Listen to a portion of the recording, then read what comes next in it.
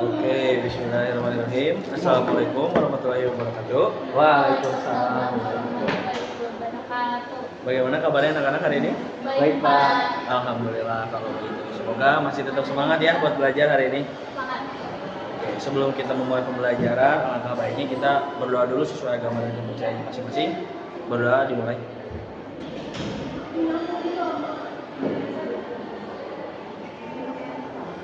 Oke, berdoa selesai. Nah, kali ini nih Bapak ingin membawakan materi tentang membuat strategi pembelajaran yang efektif dan adaptif di era digital saat ini. Nah, tapi sebelum itu Bapak ingin sedikit bertanya nih, apa yang akan kalian lakukan jika di kelas kalian ketika kalian menjadi seorang pendidik, namun siswanya itu pasif, ada teknologi tapi tidak digunakan dengan optimal dan lain sebagainya. Apa yang akan kalian lakukan? Kalau saya mungkin Pak, kalau misalnya ada teknologi terus misalnya pasif gitu lah, oke, mungkin saya bakal terapin pembelajaran student center bersama, terus juga nerapin ke PSCK gitu. Jadi pembelajarannya itu dibuat berkaitan erat dengan teknologi. Jadi karena kan kalau teknologi itu biasanya siswa lebih excited gitu ya, lebih suka gitu ya pembelajarannya kayak gitu. Mungkin pakai gamification misalnya gitu Pak. Oke, menarik ya dari Karen. Tepuk tangan buat Karen. Kalau dari Hanif ada tambahan atau punya idenya sendiri gitu? Cukup. Berarti setuju ya dengan pendapat Karen di mana penggunaan teknologi dan gamifikasi itu menjadi solusi utama. Nah, sekarang nih Bapak itu ingin membahas nih bagaimana sebenarnya kita itu apa yang harus kita lakukan dalam membuat strategi pembelajaran yang sesuai dan efektif untuk seluruh siswa. Kita akan mengupas tuntas gitu bagaimana caranya. Nah, dimulai dari awalnya itu kita harus tahu dulu apa masalah yang ada di kelas tersebut. Apakah di kelas tersebut mungkin tidak ada proyektornya, atau mungkin di kelas tersebut mejanya yang kurang ini, atau kelasnya kurang rapi dan macamnya. Kita harus tahu dulu tuh masalahnya di mana. Lalu setelah itu kita juga harus memperhatikan bagaimana perilaku dari siswa-siswa tersebut.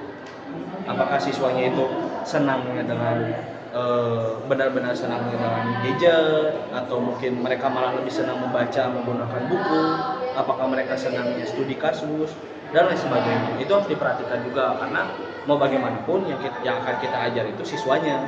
Jadi kita harus mengikuti apa yang bisa ditangkap lebih cepat oleh siswa. Lalu setelah itu kita juga harus melihat kebutuhannya. Apa kebutuhannya? Apakah siswa ini sedang kebutuhannya itu dalam hal matematika, atau kebutuhannya dalam hal kewirausahaan, atau apa? Kita harus lihat dulu kebutuhannya agar bisa disesuaikan. Nah, setelah kita sudah tahu apa kebutuhannya, baru dari situ kita mencoba untuk bagaimana merancang langkah-langkah yang sesuai dengan kebutuhan, masalah, dan perilaku siswa tersebut. Nah, selain itu juga ada juga dalam proses pemilihannya tersebut, kita juga harus melihat dari pemilihan teknologi yang kita gunakan. Misalnya teknologinya itu seperti PowerPoint atau proyektor atau gadget. Nah, si teknologi yang kita gunakan itu jangan sampai itu tuh hanya sebagai tampilan saja, tapi si teknologi itu harus menjadi bagian dari cara kita mengajar untuk mempermudah ilmu yang diberikan kepada siswa agar siswa itu lebih mudah dalam menyerap ilmu tersebut. Nah, selain itu juga kita juga harus memberikan pemahaman yang mendalam kepada para siswa, karena pemahaman yang mendalam itu sekarang sangat dibutuhkan ya. Jadi bukan hanya pemahaman basic, tapi kita juga harus sampai ke akarnya, seperti kenapa sih hal ini tuh terjadi, kenapa sih ini tuh harus dipelajari dan lain sebagainya. Lalu dalam penyusunannya juga kita juga harus memiliki pemikiran yang kreatif, di mana kita harus bisa memadupadankan beberapa metode. Lalu kita juga harus bisa memadukan teknologi dengan mungkin tadi seperti gamifikasi yang Karen lakukan. Kita harus memiliki pemikiran yang kreatif agar dapat menarik perhatian para siswa. Jadi tidak, walaupun kita menggunakan teknologi dan lain sebagainya, itu tetap bisa menonton kalau kita kurang kreatif dalam melakukannya. Nah, selain itu juga kita harus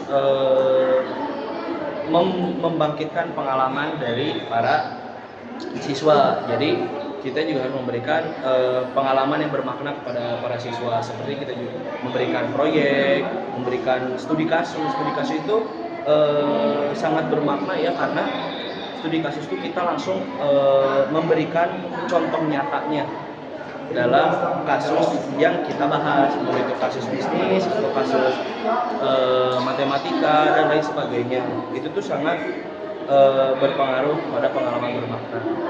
Nah, jadi intinya adalah dalam membangun suatu strategi pembelajaran yang menarik dan adaptif di era digital sekarang ini khususnya, kita tuh sudah tidak bisa menggunakan satu atau dua metode saja, namun kita harus sekreatif mungkin menggabungkan banyak sekali metode dan pendekatan, karena sekarang itu zaman sudah canggih, di mana pendekatan itu tidak cukup hanya menggunakan satu saja. Kita harus menggunakan tulisan, catatan, namun di sisi lain kita juga harus menggunakan teknologi dan lain sebagainya.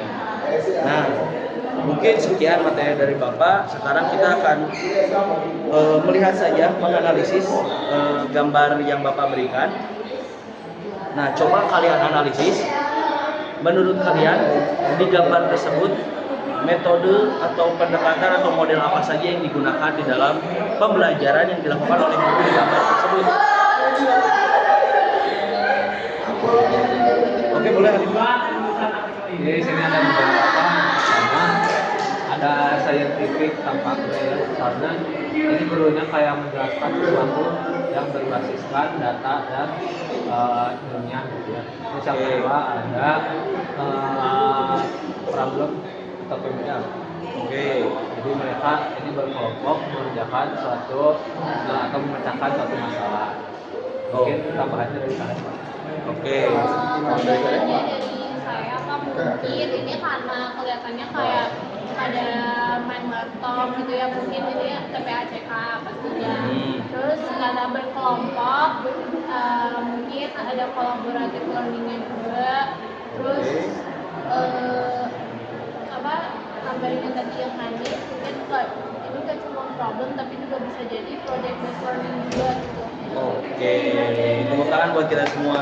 Tepat sekali ya, bahwasanya di pembelajaran itu tuh hampir semua metode yang kita tahu tuh hampir digunakan ya di dalam satu gambar ini tuh.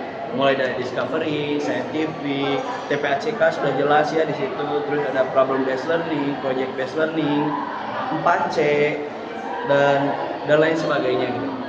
Nah, jadi di sini itu Bapak ingin menyimpulkan sesuatu, bahwasannya pembelajaran yang adaptif itu adalah pembelajaran yang dapat mengikuti perbedaan dan perubahan yang ada, di mana saat ini kita sedang berpacu dengan teknologi dan digital.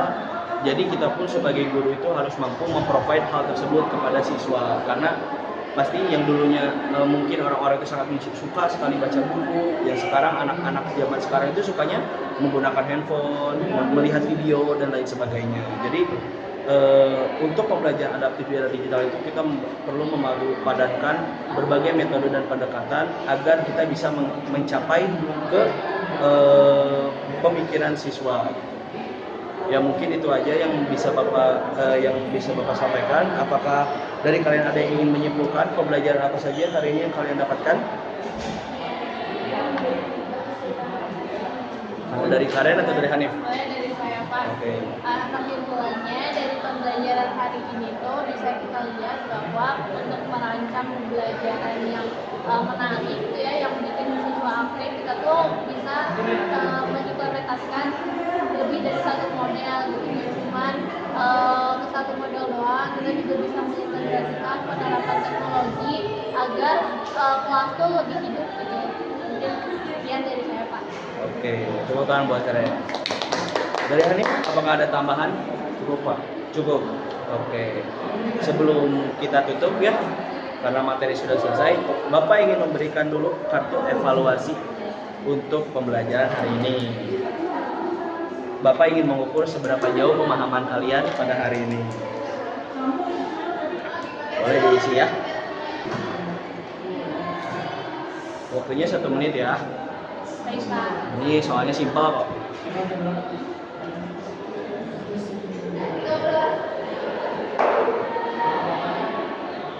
Cepet-cepet ya ngisinya, udah pada paham ini kayaknya ya. Alhamdulillah.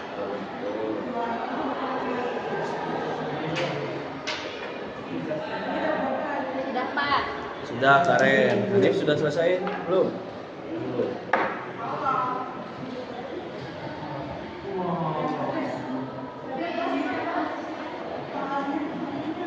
Dapat. Oke, boleh ditukar ya. Kita akan langsung melakukan penilaian. Bapak akan memberitahukan jawabannya. Dapat. Oke, untuk nomor 1 itu jawabannya saintifik. Oke, kalau betul boleh dicontreng ya, kalau salah boleh disilang. Untuk nomor 2 itu TPACK. Untuk nomor 3 itu deep learning. Untuk nomor 4 itu design thinking. Untuk nomor 5 itu ada 4C. Untuk nomor 6 itu ada PJBL. Nah, untuk nomor 7 baru PBL. Nah, untuk nomor yang terakhir itu adalah discovery. Oke, bagaimana Karen untuk jawaban Hanif? Benar semua Bapak, nilai Hanif 100. Oke, tepuk tangan buat Hanif ya 100. Coba Hanif untuk yang Karen berapa nilainya? 100 juga Bapak. Wih, selamat. Tepuk tangan buat kita semua. Oke, mungkin sudah cukup ya pembelajaran dari Bapak, dan dari hasil evaluasi juga memperlihatkan hasil yang sangat memuaskan. Mungkin sekian, terima kasih. Wassalamualaikum warahmatullahi wabarakatuh. Waalaikumsalam warahmatullahi wabarakatuh.